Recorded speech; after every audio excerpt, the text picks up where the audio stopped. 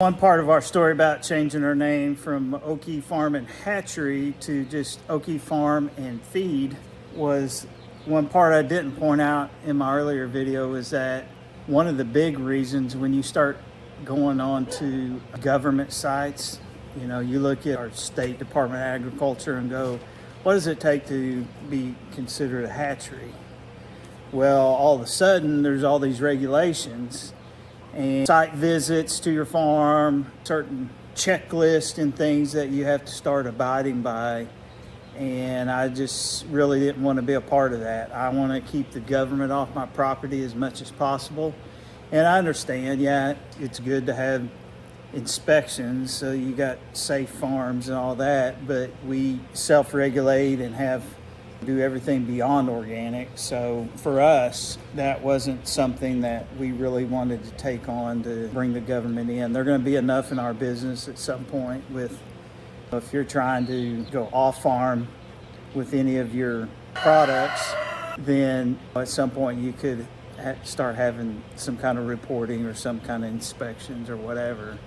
We're already MPIP, do our testing. So from that, we're a clean farm. There's a checklist you have to do with that as well. And so it becomes an integrity thing where you are doing what you say that you're doing. There's plenty of people that come and visit the farm, that come and just do tours. They just always contact us quite a bit and go, hey, can we just come see your farm? And we're like, come on out. We'd love for you to see it. I think the more people can come see what we're doing, the better, because they can be a mouthpiece for you, an advocate to say, hey, this is a great farm. They do what they say. They have what they say.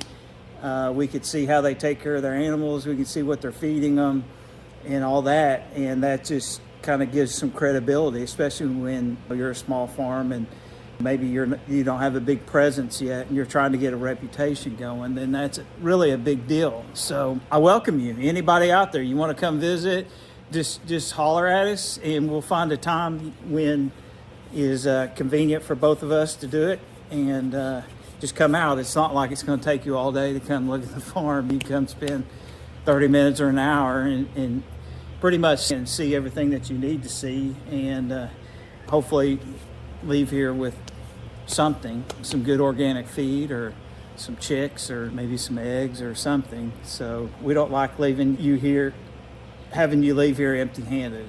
The government regulation piece is starting to get out of control. Recently we had one of our Amish farms north of us here got raided by the Oklahoma Department of Agriculture, and they have a really awesome farm stand that they set up that has meat, all kinds of dairy products, has raw milk, or like we say, we like to call it fresh milk.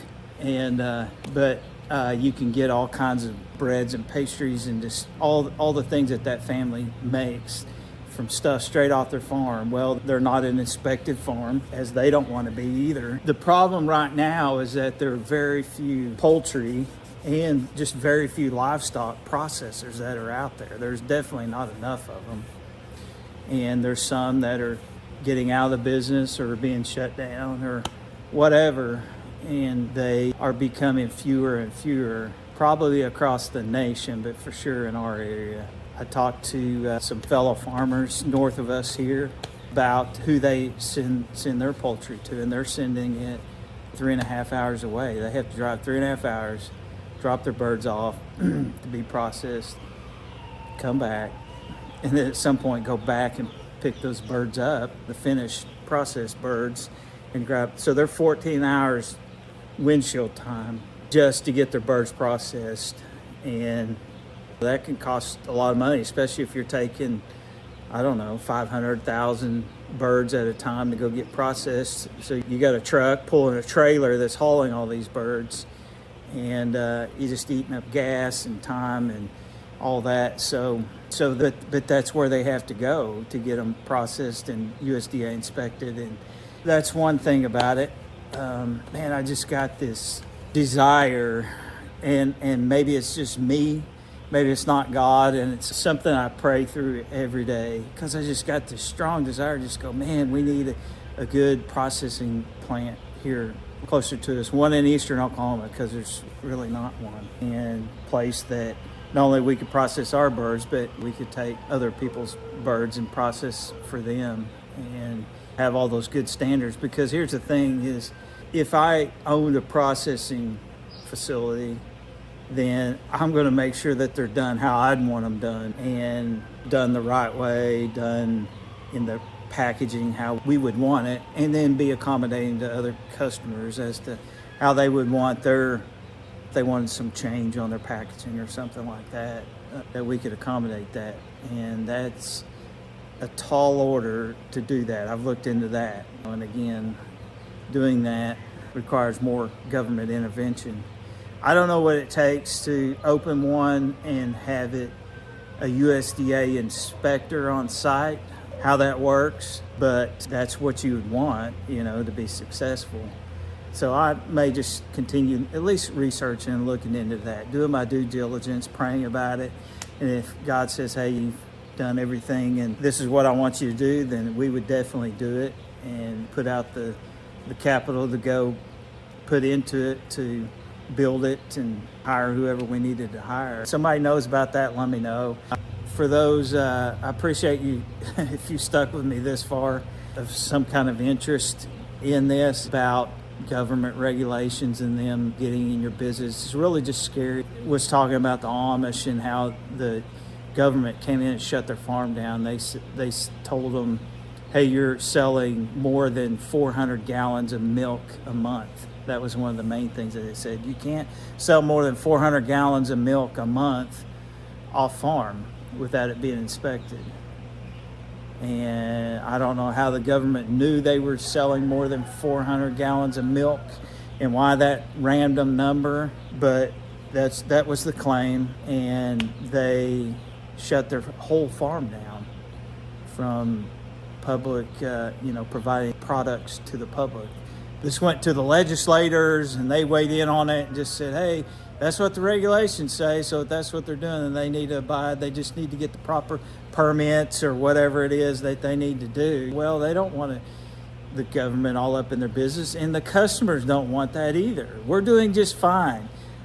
I travel up there, I get my 4 gallons of milk and whatever other products that we need from them, and put the money in a little cash box, and we're on our way. And it's reliable, it's always there.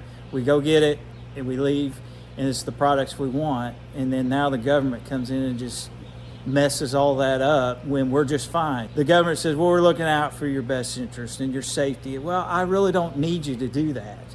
If I thought it was a sketchy farm or it wasn't safe, then I wouldn't go there and buy it. I don't know why the government doesn't understand that, why they think they have to intrude on our business. That's not their role. Now, if something came out and it was something unsafe that happened, they might want to come in and do an investigation and figure out what it was. But that's a risk that we're willing to take because we know the farm. You can go there. You can go see it, how they run in their operation, and you know what you're getting and all that. So the government definitely overreaches too much at inappropriate times, and it's not right.